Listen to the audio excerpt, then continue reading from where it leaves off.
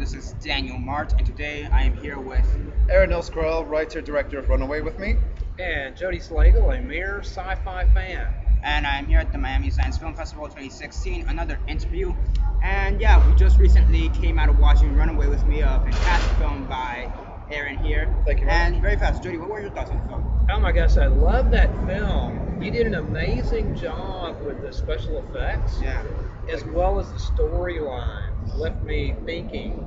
Probably going to be thinking about that for a while. Yeah. Thank you very much. Like I commented earlier, it kind of gave me like a Blade Runner-esque feel, which I thought was pretty interesting. And can you just comment a bit on that? Yeah, sure. I mean, I wasn't cribbing from Blade Runner in particular. Like, it wasn't intentional. But in both movies, there's a parallel where the city the movies take place in are very much, secondary or tertiary character. They're one of the members of the cast, essentially. So there's a lot of similarities in that way, for sure. And can you talk about some of the themes that you used in your film? Sure.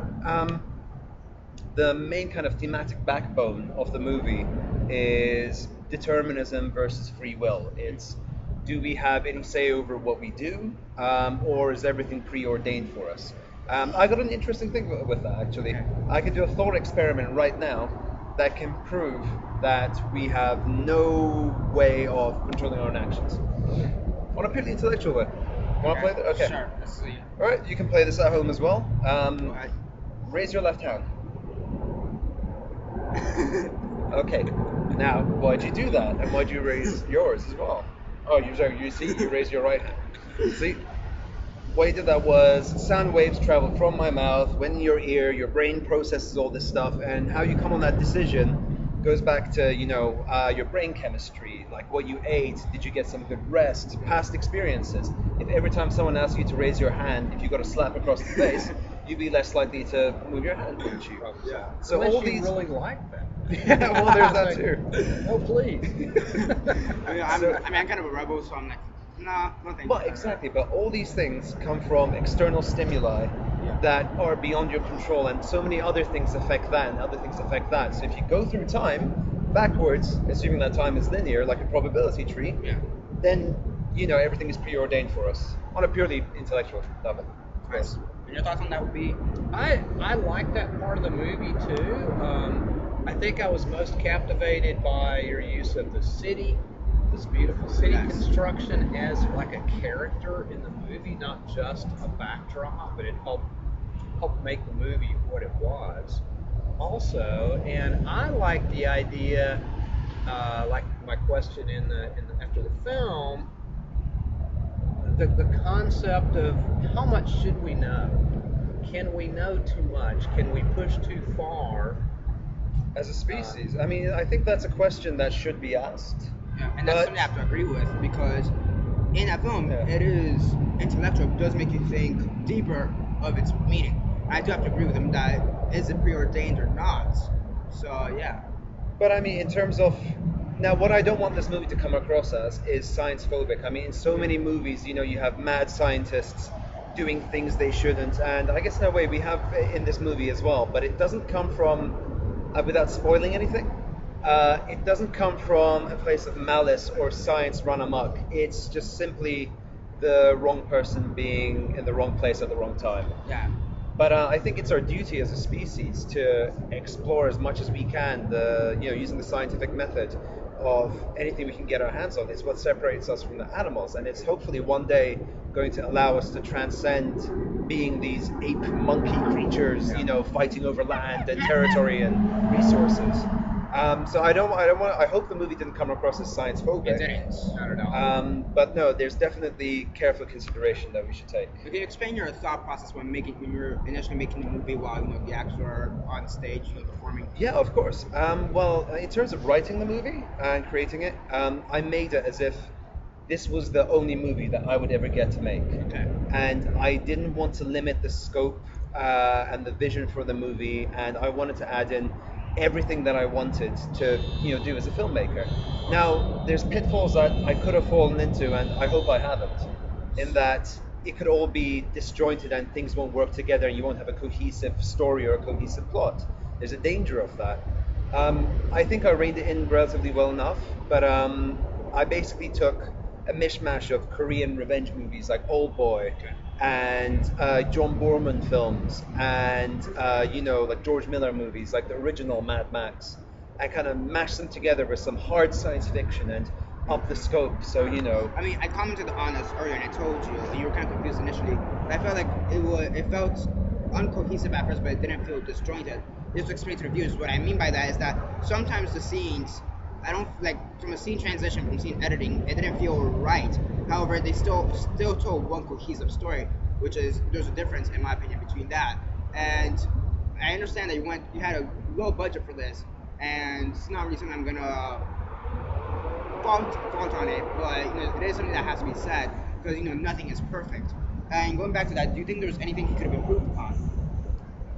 I don't know about improving since I don't make films myself, but I think I asked you afterwards also if there was anything now at this point you'd have liked to add or to have expanded in the movie, because I was left kind of wanting to see even more. Yeah. Right. I'm very happy you said that. Same. I'm very happy you said that too. In terms of, I mean, obviously, no work of art or filmmaking is a marriage between art and commerce. Yeah. So no work of art is ever finished; it's abandoned. And of course, there's things that I would do differently. And whenever I watch the movie, there's things I, of course, want to change. But also, I'm not the same person now that I was when I made the movie. Now, since we did have a low budget, like you touched upon, I did all the visual effects myself and composed and performed all the music myself as well. And these things take a lot of time. Especially I did all the visual effects in 4K, which in terms of like rendering times alone, just makes it last 4 times longer than HD. And I made it as big in scale as possible. The cost for that has been, it's taken 4 years of my life. Now, obviously, I'm not the same filmmaker I am now as I was back then. So there are things that I would do differently, and there's things I would love to expand upon that I originally didn't think of, but only after having watched the film, 50 times, that I go, oh, that's a nice thread that actually I would like to kind of see more of. But I'm very happy that you both said that it leaves you wanting more, and going to all these festivals, that seems to be quite the consensus. Everyone says, not everyone understands it, and some people do feel that a bit shaken by it, a bit disjointed by it. Like it's adrenaline fueled like 80-minute romp that just goes from like battle scenes to love scenes to space to desert wastelands. So it's it is shaken. It does shake people up. But I'm very happy when people say like it leaves them wanting more. Even if they felt disjointed, at least I've affected the audience somehow. I made them feel something. Yeah, because I think aside from the visual perspective of it, I think the biggest element of it is the thematics behind it. Preordained destination versus free will. Love conquers all, stuff like that. I think that is the bigger outline message in this film. And then also, as I just touched upon, the visual effects. You said 4K. It took 4 years of your life to do. They turned out pretty good. From what I saw, they turned out really good, to be honest. I wish they had a 4K projection at this festival. I really would love for you to see it, like how it's meant to be seen. Interesting. So maybe someday. Yeah. Austin, do you guys have a 4K projection at the festival? I'm not sure. Oh, we've got a DCP for it. By next year. Yeah. Maybe. So yeah. The other thing, what you were saying a minute ago was making me think. We're talking about some of the jarring nature of the film. I guess I interpreted that differently, maybe because I don't know as much about filmmaking, but what I felt from that was it in another way was helping me understand the nature of this future world that you were painting, and that it was a different place. It's a more desperate place. It's a place where your future's a little more iffy.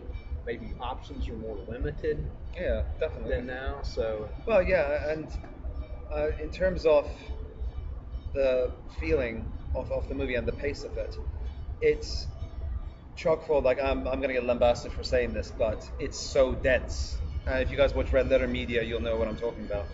But there's so much for the audience to take in, and the people who have seen it multiple times, they see different things that they kind of missed out on. The original cut of the movie was 120 minutes long. Okay. The kind of one of the far more closest to the final cuts was about 95 minutes long. The finished movie is 80 minutes long. There's nothing in there that's superfluous. Every single scene or every single bit of dialogue has a development and resolution either immediately after or further on in the movie. It's a very Spartan movie. Yeah. Like everything is there for a reason. There's nothing superfluous in there. Which, speaking of things like how I would do things differently or move on, I'm happy it's that way. But I think for my next film, I would like to explore something with a more relaxed pace and kind of let it breathe more. This, like, I was concerned that obviously it's a movie that has lofty themes, and not only is it talking about science and humanity and predestination versus free will, all these kinds of things, but I didn't want to bore the audience, and it's my first feature film, so I just wanted to make sure that the audience was, even if they're not into the science, that there's something that will make them feel something, like every 10 minutes, there's something that will jar them, or surprise them, or make them laugh, or it just make them feel, and connect. Okay. And you said you're working on another movie. Yes. Movie right now. Can you explain a bit more about that? Yes, I can. Without giving anything away, I mean, first of all, after this movie, I promised myself, and more importantly, my wife, that I would make something much simpler. So without giving anything away, this next movie, and I'm not like saying that I can achieve something this good or anything. Hopefully, but like Getting an award. but no. I am never gonna get one of those. But what I am aiming for in terms of tone and kind of feel, it's like Apocalypto meets 2001: Space Odyssey. So not exactly smaller in scale, like I promised. It's doesn't sound very small in scale, but No. maybe you can make it so. Well, I just, I mean, you know what? Even if that takes another 4 years of my life, Well, worth it. well worth it, because I hate using this phrase. Like, to me, it's like overused, like YOLO or whatever, but like living the dream. Yeah. I did this really. I mean, I get to make my living making films and showing it to audiences around the world, like connecting with people like you and yourself, and hopefully you guys out there. And I couldn't ask for anything more. So even if I have to work another 4, 5, 10 years getting the next one made, Yeah. well, You said worth this was your first film, right? First feature now, film, yeah. Have you worked on anything else before this? Yeah, I mean, in terms of, I directed a couple of TV documentaries, some in stereo 3D as well. I was an uncredited assistant on the fifth Harry Potter movie. I've done lots of freelance visual effects and music composing work and photography as well. So yeah, just kind of using my skill set to make a living. And And this film, if I'm not mistaken, you want to explore a bit more with, I believe it's a comic book series and a video game. The video game is already made and it's available on the iOS App Store called Super Runaway with Me, only 99 cents or 79p if you're on my side of the Atlantic. And in terms of the story of the movie, now I know we keep going back to this, but the whole free will versus determinism thing, I don't want to like overrate that point, but what the game does that the movie doesn't do is it uses the advantages of that medium to, rather than ape the movie, add something else to it. If you guys are familiar with BioShock or any of the games of Hideo Kojima, which I'm sure your viewers are,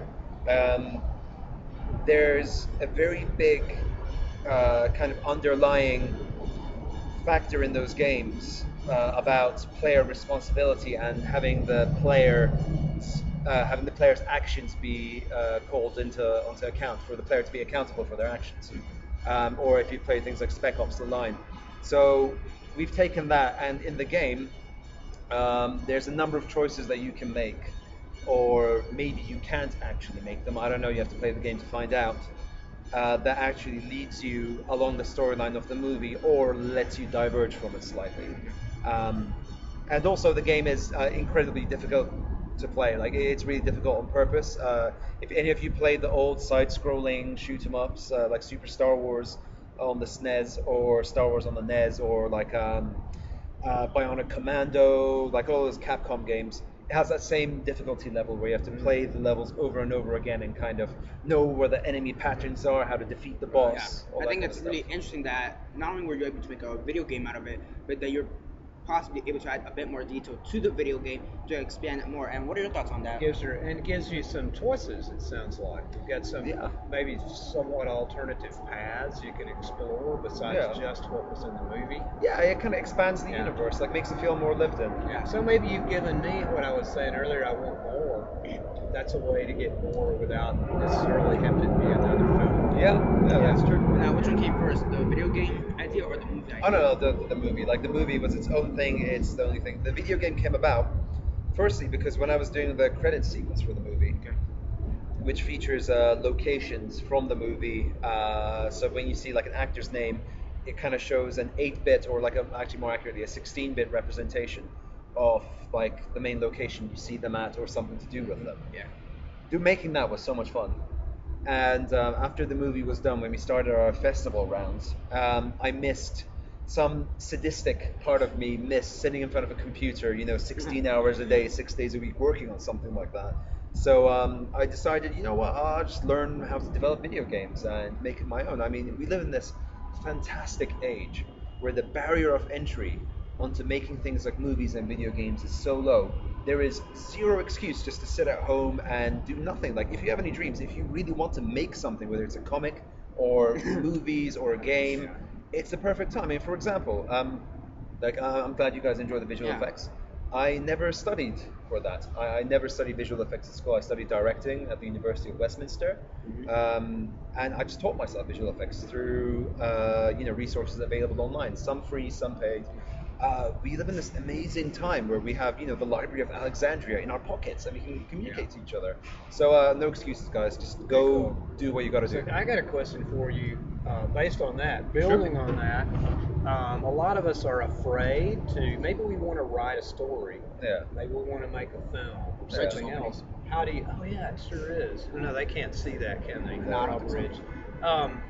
So what what's your question advice again? would you give to someone who wants to write a story, who wants to write a screenplay, who wants to make a film, to maybe get beyond? I think what stops us, a lot of us, is the fear. Yeah. The fear of, well, it's not going to be good enough, nobody's going to want to see it, or... And I think that's just something people have to overcome, like criticism and judgment. I think that's just something you have to overcome. And even if it's not like, even for the simplest things, like asking someone out, for example, you have to overcome fear just to do that. Yeah, You know what it's I mean? a risk. Yeah, It's a risk every in risk there. is worth taking.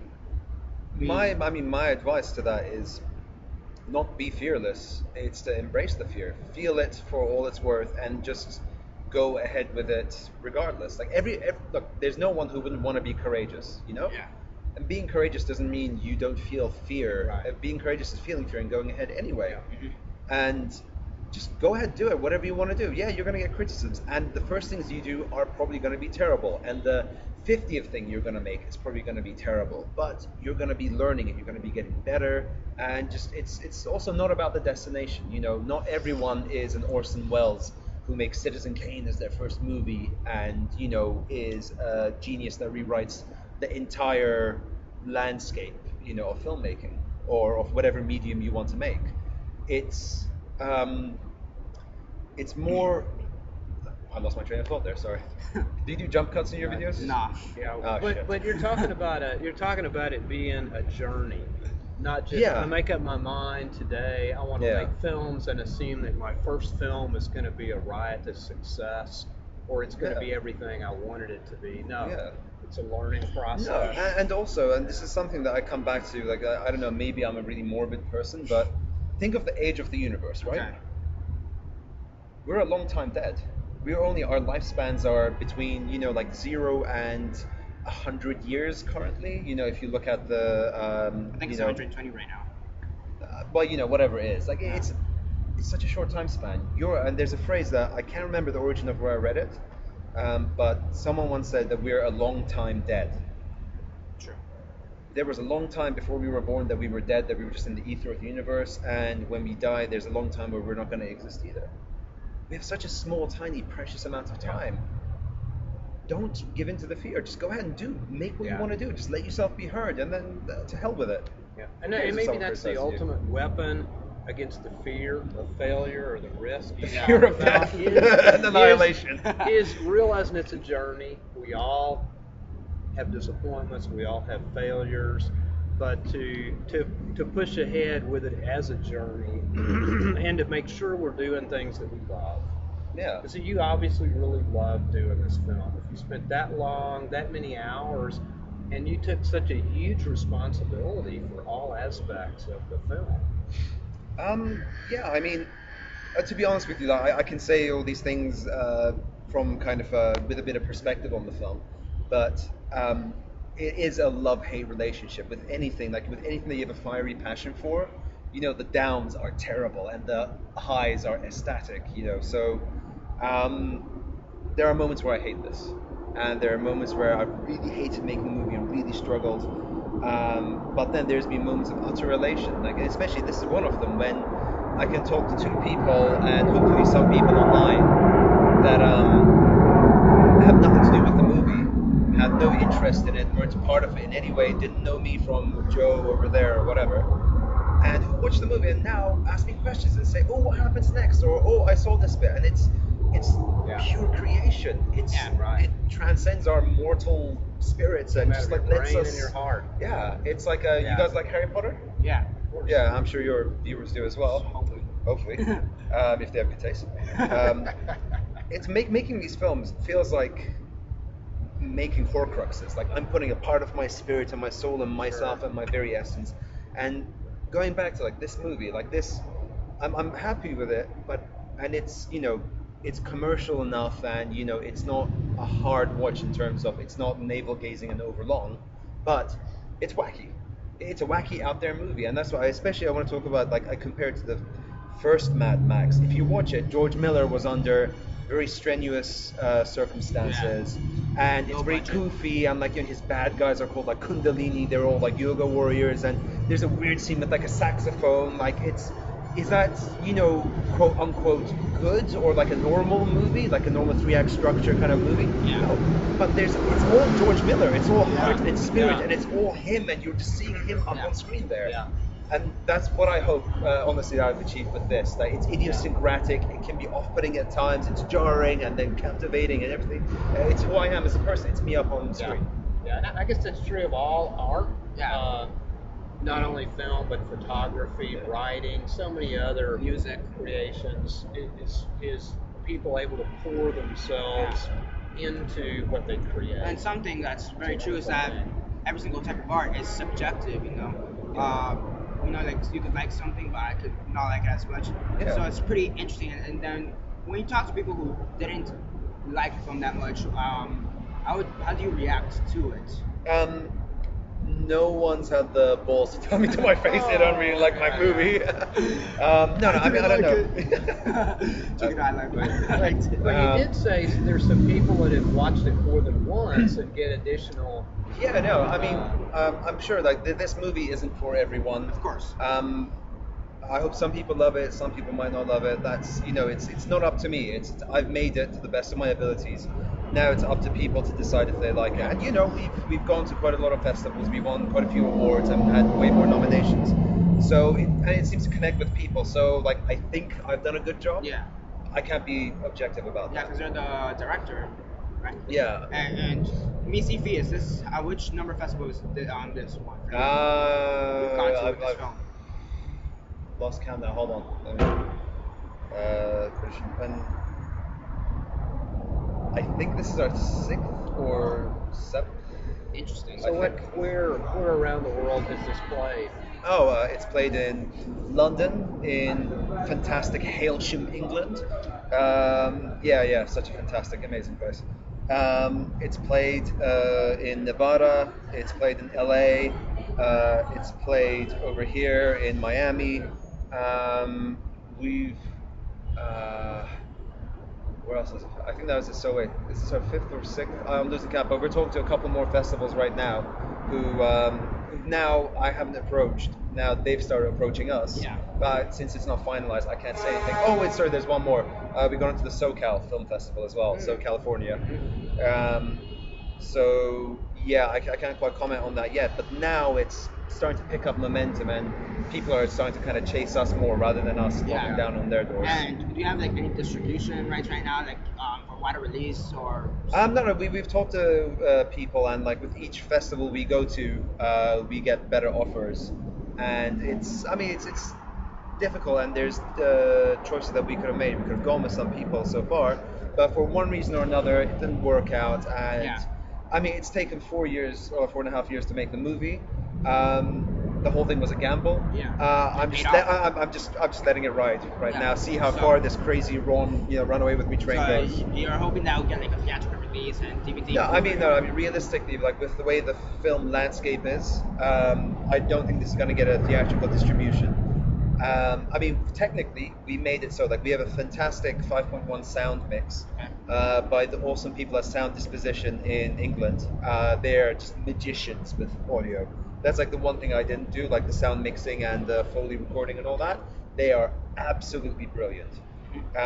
We have a 4K DCP, so once again, it's like digital cinema quality. Like most blockbusters that come out now don't do 4K because it takes ages to render and do all those visual effects, which I know firsthand. And yeah, that was just pure insanity.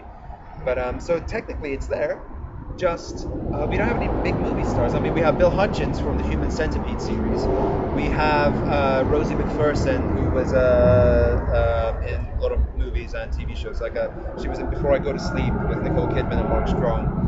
I think we have some other people. We have Bridget Miller, who was in Spectre, the James Bond movie, and all that. We have Naomi Westerman, who was in Kingsman, the Secret Service, the Matthew Vaughn movie.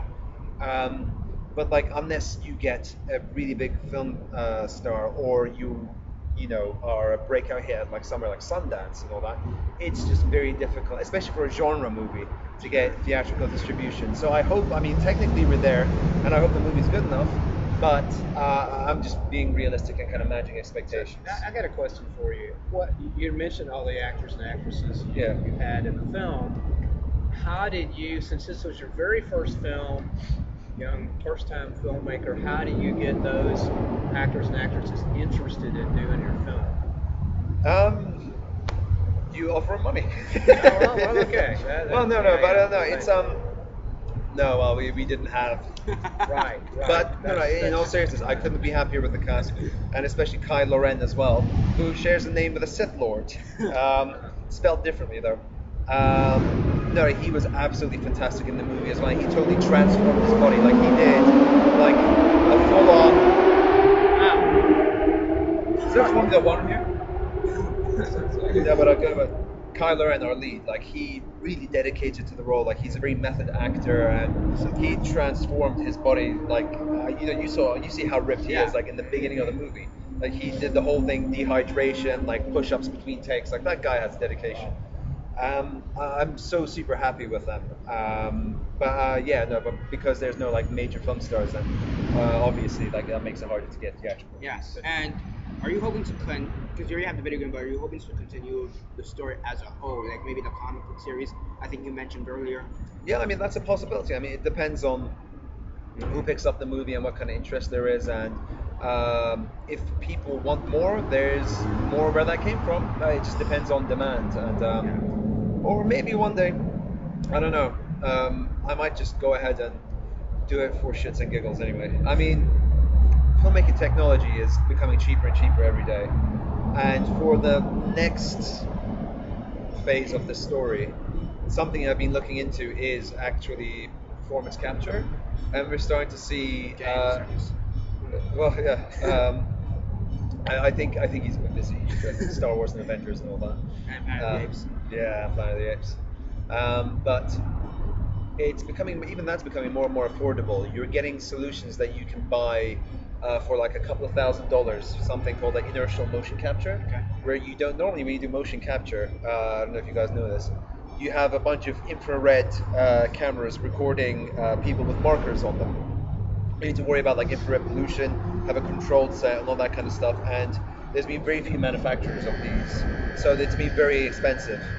But now we're getting to a level where people are doing kind of Kickstarters with ones where you can just like wear. You don't need like a spandex suit. and all that, or like any special cameras. You could just like record onto an SD card and go. So It's the bridge. yeah.